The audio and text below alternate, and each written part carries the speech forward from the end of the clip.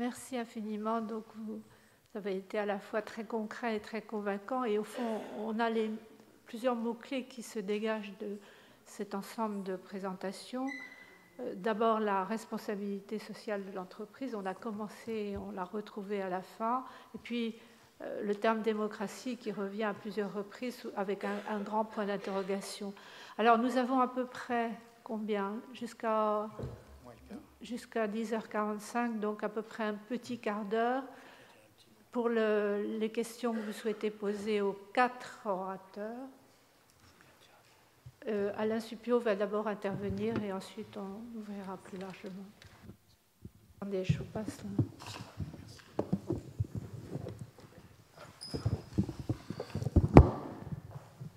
Oui, je voudrais remercier ces 4 exposés de ce matin que j'ai trouvé passionnants. Donc, ce n'est pas pour faire des commentaires très longs sur les uns et les autres. Je trouve que les exposés de René de Quénodon et de Grégoire Muret ouvrent des espaces d'action donc, qui sont extrêmement intéressants, qui méritent d'être réfléchis et qui nous sortent un peu du climat de torpeur neurasthénique où nous finissions par sombrer hier après-midi. L'exposé également sur la situation indienne, j'ai trouvé particulièrement intéressant dans l'exposé que M. Rousse nous a présenté, confirme le fait que certains continents émergents sont des lieux d'invention de formules nouvelles dont il serait intéressant de suivre le destin. Cette loi qui rend obligatoire une contribution à la responsabilité sociale d'entreprise, mais tout en laissant chaque entreprise libre, si j'ai bien compris, des choix, de l'allocation, des priorités qu'elle va se donner, peut être une piste intéressante si ce choix n'est pas laissé simplement à un arbitraire du chef d'entreprise, mais si ça s'accompagne de processus de démocratie sociale à la fois dans l'entreprise et dans les rapports entre l'entreprise et les territoires où elle opère. Donc là, on pourrait avoir des dispositifs effectivement de solidarité plus fins, plus ajustés, plutôt que d'être concentré dans une décision centrale à Delhi, qui en plus, dont la légitimité, comme nous l'a rappelé Grégoire Muret, peut être suspecte, parce qu'il y avait cette expérience aussi du salaire minimum garanti aux paysans. On s'aperçoit qu'il y a eu beaucoup de pertes en ligne en termes de corruption, etc. Je voudrais dire un mot aussi du bel exposé de François Brunet. Bon, il s'est référé à des notions. Hier soir, il était trop tard pour revenir là-dessus, mais Madame Murvat, qui malheureusement n'est pas revenue ce matin, nous a parlé de la skise. Alors, je voulais faire une mise au point là-dessus. C'est un concept dont l'introduction dans le vocabulaire juridique institutionnel est due à Pierre Legendre, et qui est un concept qui vient de la psychanalyse.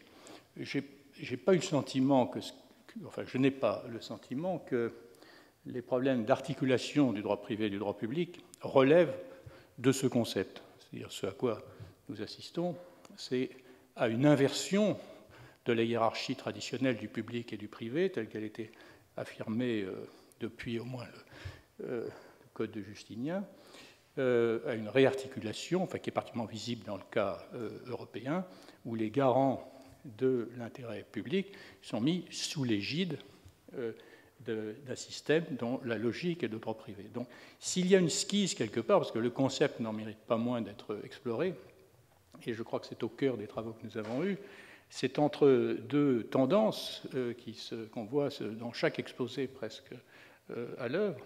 D'une part, des mécanismes qui visent à créer des automatismes. C'est le vocabulaire de la régulation, et donc pour moi l'un des plus beaux exemples, c'est de dire on va avoir l'objectif des réductions de 2 degrés, puis de l'autre part un marché de droit pollué, puis ça va marcher tout seul, sans qu'il y ait besoin de penser. Donc l'idée qu'il existerait dans la société des mécanismes de régulation ou d'autorégulation qui nous permettraient d'atteindre nos objectifs, et puis de l'autre, l'idée de droit, qu'il y a des droits, qu'il y a un ordre juridique. Et là, il y a véritablement une skise, c'est-à-dire dans le cas grec, par exemple, en matière à la fois financière et sociale, est un bon exemple, où on a d'un côté des mécanismes d'ajustement budgétaire qui correspondent à une pure gouvernance par les nombres, adossés à des traités, Et puis d'autre part, on a la réaffirmation d'un certain nombre de droits fondamentaux. Et alors là, on a, je le répète, la schise au sens technique exact, c'est-à-dire d'où vient schizophrène aussi. C'est-à-dire qu'il y a quelque chose de schizophrénique dans ce monde institutionnel qui, d'une part, ne cesse de proclamer qu'il y a des droits à l'environnement sain, des droits sociaux, etc., et d'autre part, repose sur des mécanismes qui contredisent dans la nature même la possibilité de réalisation de ce type de droit. Donc je voulais faire cette petite mise au point sémantique en regrettant que Rassia Mirvat ne soit pas là. Et je ne veux pas monopoliser la parole davantage parce que je suppose qu'il y aura beaucoup de questions.